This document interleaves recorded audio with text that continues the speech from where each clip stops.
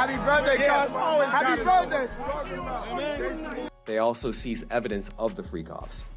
Electronic devices that contain images and videos of the freak-offs with multiple victims. And they seized cases and cases of the kinds of personal lubricant and baby oil that Combs' staff allegedly used to stock hotel rooms for the freak-offs. More than 1,000 bottles altogether. Hey, what's up, King Son? Man, you doing it, man. You deserve it, Daddy. You putting in that work. Proud of you. I love you. Yeah. Y'all already know how we playing out this. Let's real life. Real life. Yeah. No Diddy gang, Meek Mill in real life. Don't ever disrespect me, you Talk heard? that shit, Meek. Yeah, Meek. Everyone and their mama turning on Diddy. Diddy's longest serving boy toy, Meek Mill, has now flipped the script and is allegedly ready to testify and expose his experience with Diddy and how he got manipulated in his nasty world. And it's all coming to head because of that footage from Meek's 27th birthday party. So if you've been following the Diddy trial, then you already know what's up. Alleged tapes, celebs getting dragged, more shocking info coming out by the minute. So far from all the details that have come out, one thing is certain: Diddy was operating a controlled empire and several names were involved, and no one is as clean as they are trying to be. Not even Cassie. Everyone's buried truth is out in the open. You're saying that there's tapes and they're being shopped? Yes, there have been people already shopping. We've heard about the tapes, but yes. The shopping thing is yes, there already have been tapes leaking around Hollywood, being shopped around to individuals in Hollywood. Now here's the wild part. Allegedly, Diddy was the one behind the camera, recording all the madness. Word is, he did it for leverage, for blackmail. Folks in the industry have talked about this for years. Jaguar Wright spoke about it. Gene Deal also did. I sat right here and told y'all there was activity on the dark net. Videos were being distributed and were going to be sold for profit because the diddler needs the money. Did I not say that? Right here. Yeah. Bro, those people who was caught at Diddy party did not know that he had 250 tape recorders in that house. That's a big house. But he had 250 tape recorders.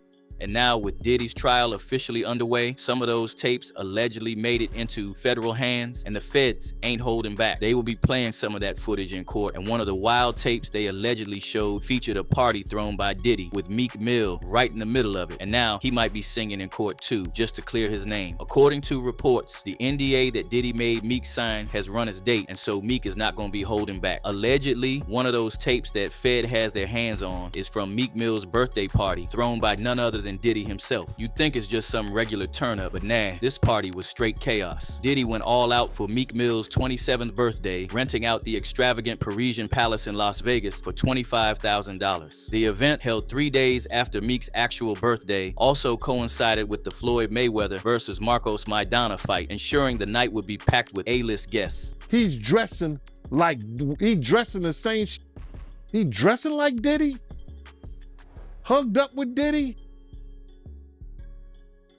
The guest list was stacked and it had a number of Diddy's alleged boy toys. French Montana, Lil Durk, King Bop, and several hired girls. Diddy made sure every detail was perfect, from lingerie-clad dancers to a naked sushi platter centerpiece. There was a woman covered only by a piece of clear vinyl serving sushi to the partygoers. When the party ended around 3 a.m., the Parisian Palace was left looking like a crime scene. The property manager, Jason Haight, described it as disgusting. Blood-stained bedding, used condoms, broken bottles, and even half an ounce of nose candy scattered around the mansion. And get this, the audio that went viral of Meek and Diddy, yeah, it's allegedly from that same party. Now let's talk about that audio for a second. Allegedly, Meek let Diddy use him so bad he almost ended up in the hospital. They had a recording of Meek and Diddy making love?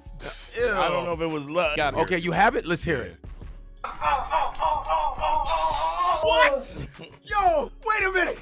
Wait, You didn't hear this? No! Now, Miran, yeah. What does that sound authentic? It absolutely. Oh my God. You get these vulnerable people, parents are letting you do this because they want to make it so badly. And then you record them probably and say, if you do anything, we got this on you. Social media exploded. Of course, Meek didn't waste any time. He clapped back instantly, saying the audio was fake, claimed it was AI generated, said bots were being used to destroy his image. He got on X and dropped this. My voice is so powerful, as a black man from the ghetto worldwide, they want it gone. Ema real king, straight out the trenches, under control of no human. They learned how to damage, can't stop us, of brands from bots and campaigns like politicians. Powerful words, no doubt, but not everybody was buying it. Let's be real, Meek and Diddy were close, like too close. Like they were out here wearing matching shirts and going on vacations together. Speculation started running wild. Some folks said Diddy's bodyguard might have leaked it, but then Jaguar Wright came in swinging. She pointed the finger at Nicki Minaj. Yeah, Meek's ex said she might have had her hands in this whole thing. You think that audio that they put out was real? Yeah, that was him. Nicki put that out there. That Nicki recorded that at the freak off in the Calabasas. She been waiting to drop that shit on Meek. Oh, man. She just wasn't gonna tell nobody it was Diddy. But now that Diddy out there, why not? So then who's the guy who's claiming he recorded it? Oh, somebody that got paid? Now, at first, folks thought Jaguar was just talking crazy, but then Nicki said something that made people pause. In a podcast clip, she casually said, Meek loves controversy. Okay, so... But that's not a diss. Meek likes being brought up in that song. I don't know why you lowering his thing. You think you're doing him a favor. He's very, very happy being mentioned, I'm pretty sure. Yeah? Yeah? Okay. Now let's go back to the party real quick, cause this wasn't a regular backyard function. Diddy went all out for Meek's birthday. A-listers pulled up. Allegedly, Diddy and Meek even wore the same outfit. Man, if that ain't suspicious, I don't know what is. But let's break down what went down inside. Word is, Diddy invited his usual crew and a gang of IG models and alleged ex-workers. Jason Haight, the property manager, said the place was disgusting. Dude said he found panties, bras, and 2 iPhones in the bushes. There were even razor blades, lubricant, and powder all over the marble floors. And before the party even started, Diddy made some shady moves. Allegedly, he ordered new locks for every bedroom and made sure only he had the keys. Had his crew install smoke detectors, then took them down after. Word is, those locked rooms were where the freak-offs went down. Diddy was calling all the shots. Who smashed who stayed in what room, and allegedly, he was recording everything through the smoke detectors for his private collection. That now viral Meek audio, allegedly recorded that night, and the bodyguard who allegedly leaked it said Diddy spiked everyone's drinks before things got started. Yeah, dude said that whole party was one big setup. All the champagne was spiked, son. Like, all the champagne was spiked. Everybody was past the... I don't drink, so I was playing that off like I don't fucking drink. I smoke. Like, I smoke and I had my own weed, but like everybody was passed out. Yo, Diddy had that man in the room. Look, yes, I put my ear to the fucking door and I brought the phone because Diddy started going in overdrive. I ain't know what the fuck was going on, but I just heard balls slapping against ass cheeks. I heard struggling to take dick. I heard is being like, yeah, daddy. Like when he started all that daddy this and daddy that, and then I heard some hollering and struggling like, yeah, I kept the phone there and I recorded all this. Now that Diddy's on trial, feds allegedly pulled out some of this party footage. And folks say one clip shows Meek looking real compromised. Word is, it made Meek look like one of Diddy's boy toys. And listen, those rumors about Meek being Diddy's boy toy ain't new. They've been flying for a while. Meek always denied it, but all the evidence keeps popping up. Like this one clip where Diddy literally called Meek daddy. Hey, what's up, King Son? Man, you doing it, man. You deserve it, daddy. You putting in that work. Proud of you. I love you. Yeah. Bruh, how many of y'all call your homeboys daddy? Exactly. That clip blew up. Had people roasting Meek for weeks. It looked bad. Meek came out swinging again. Said it was all caps and that every black blog site enhanced that post to make me seem gay. They are designed to destroy the image of black leaders. That ain't all. Meek even said he put up $100,000 to find out who's behind the smear campaign. He tweeted, "The streets know what's up with me. That's not the case. We talking about business side. Somebody powering these bad campaigns with Meek Mill. Again, I got $100K off for a thorough investigation of who's powering and how exactly my name connect to this." Guess what? He never followed up. No receipts, no investigation, just tweets. Now folks are asking, if it's really fake, Why not clear your name? Why say you're gonna drop 100K and then ghost the whole thing? And it gets even messier. DJ Academics came through with another bomb. He said that in the lawsuit filed by Rodney Lil Rod Jones, a Philly rapper who dated Nicki Minaj was mentioned. Sound familiar? Yeah, that's Meek. Ain't too many Philly rappers who dated Nicki now. We got a lawsuit. So the Lil Rod lawsuit we got. Yeah, I read through the whole thing. And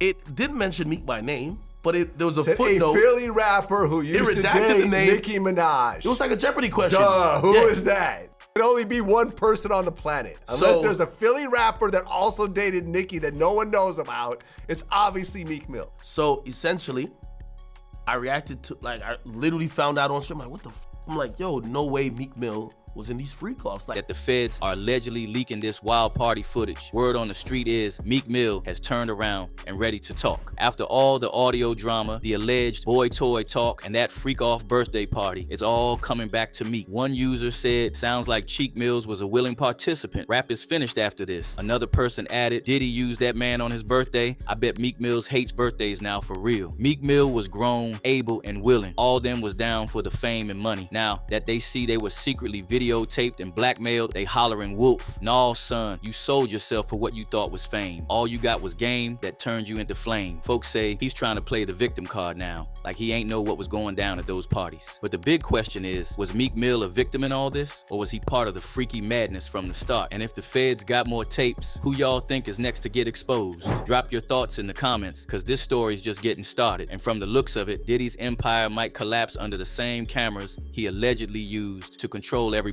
else. And yo, if you thought this was wild, click the next video to dive even deeper into the crazy drama from your favorite celebs.